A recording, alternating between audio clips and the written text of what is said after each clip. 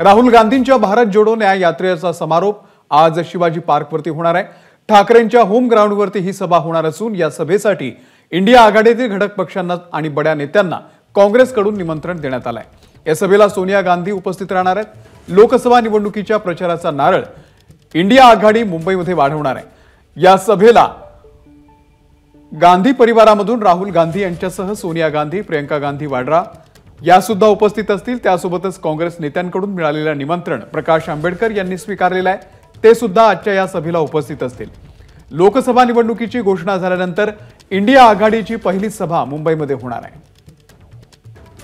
शिवाजी पार्कवरून थेट आपले प्रतिनिधी अल्पेश करकरे सध्या आपल्या सोबत आहेत। अल्पेश, कशी तयारी करण्यात आलेली आहे या सभेची? लोकसभा निवडणुकीची घोषणा झालेली आहे आणि त्यामध्ये राहुल गांधींची भारत जोडो न्याय यात्रा मुंबईत दाखल झालेली आहे। आज या यात्रेचा समारोप होतोय आणि याच निमित्ताने छत्रपती शिवाजी महाराज पार्क मैदानामध्ये जय्यत तयारी या समारोपाची आणि इंडिया आघाडीची बैठकीची करण्यात आलेली आहे। यासाठी प्रत्येक पक्षाचे कार्यकर्ते येतील, त्यामुळे त्या प्रकारचं नियोजन सध्या छत्रपती शिवाजी महाराज पार्क मैदानामध्ये करण्यात आलेलं आहे। यामध्ये काँग्रेस असेल, राष्ट्रवादी असेल, शिवसेना उभाटा गट असेल, तसेच वंचित असेल, या सगळ्या पक्षांच्या कार्यकर्ते व पदाधिकारी हे या सभेला उपस्थित राहतील। त्यामुळे तशा प्रकारचं नियोजन या ठिकाणी करण्यात आलेलं आहे। तर या जी सभा आहे त्याला सोनिया गांधी असतील, प्रियंका गांधी असतील, राहुल गांधी, उद्धव ठाकरे, शरद पवार तसेच प्रकाश आंबेडकर देखील उपस्थित राहणार आहेत। त्यामुळे या सर्व जे महाविकास आघाडीचे, इंडिया आघाडीचे पक्ष आहेत त्यांच्या कार्यकर्त्यांमध्ये देखील उत्साहाचं वातावरण आहे।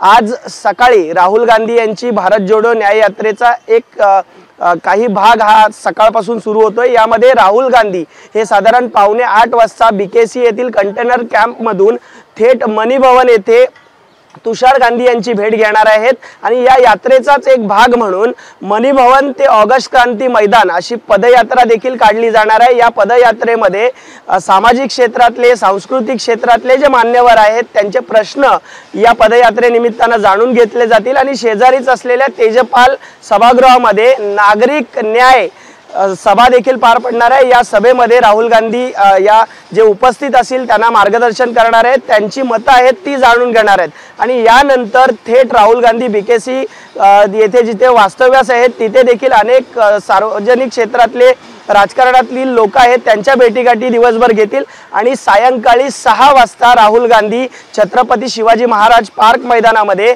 बाळासाहेबांना अभिवादन करतील आणि त्यानंतर पार्कातल्या सभेला उपस्थित राहतील।